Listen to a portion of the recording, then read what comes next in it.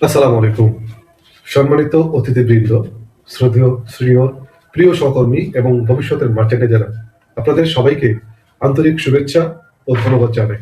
আজ আমি আপনাদের সামনে দাঁড়িয়ে কোনো তথ্য নয়, কোনো বইয়ের কথা নয়, বলতে চাই আমার ১৯ বছরের মার্চেন্ডাইজিং ক্যারিয়ারের বাস্তব অভিজ্ঞতার গল্প।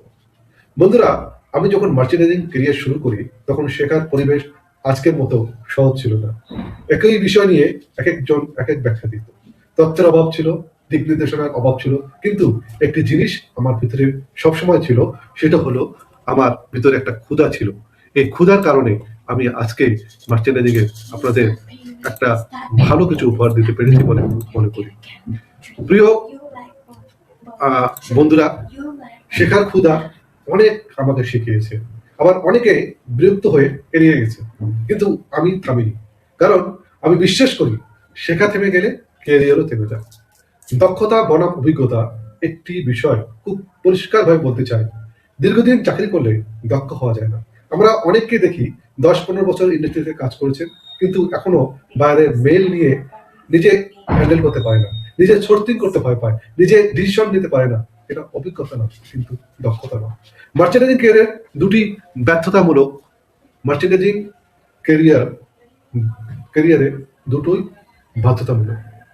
সোর্সিং মার্চেন্ডাইজারের সবচেয়ে বড় অস্ত্র।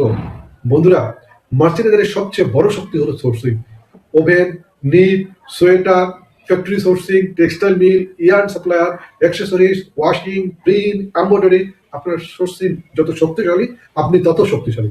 আমি এমন একটি বহু মার্চেন্ডাইজার দেখেছি, অভিজ্ঞতা আছে কিন্তু সোর্সিং এ দুর্বল, পিছিয়ে পড়েছেন।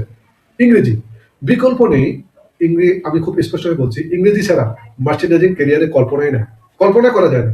মেইল, মিটিং, ট্যাগপ্যাড, কমেন্ট সব ইংরেজিতে। আমি নিজের চোখে দেখেছি শুধু ইংরেজিতে দুর্বল হওয়ার কারণে অনেক সিনিয়র আজ পিছিয়ে পড়েছেন। ইংরেজি ও সোর্সিং জানলে আপনি সব সময় ২ ধাপ এগিয়ে থাকবেন। পজিটিভ মানসিকতা ও ধৈর্য ধরে। পোশাক খাত একটি চাপের ইন্ডাস্ট্রি, এখানে নেগেটিভ মানুষ কম হয়, অনেক নেগেটিভ মানুষই বেশি, পজিটিভ মানুষ কম হয়। দেখবেন নেগেটিভ মানুষও কম না। অনেক সময় অপমান, হতাশা, ব্যর্থতা আসবে। আমি নিজেও বহুবার ভেবেছি এই ক্যারিয়ার ছেড়ে দিব, কিন্তু ধৈর্য ধরেছি, আল্লাহর উপর ভরসা রেখেছি, আর আজ এখানে দাঁড়িয়ে আছি। মনে রাখবেন, নেগেটিভ মানুষ কখনো সফল হয় না। আমি যে আজকে এখানে দাঁড়িয়ে আছি সম্পূর্ণ আমারই চেষ্টা আর উপরওয়ালার উপর নির্ভরতা। ভালো থাকবেন, সুস্থ থাকবেন।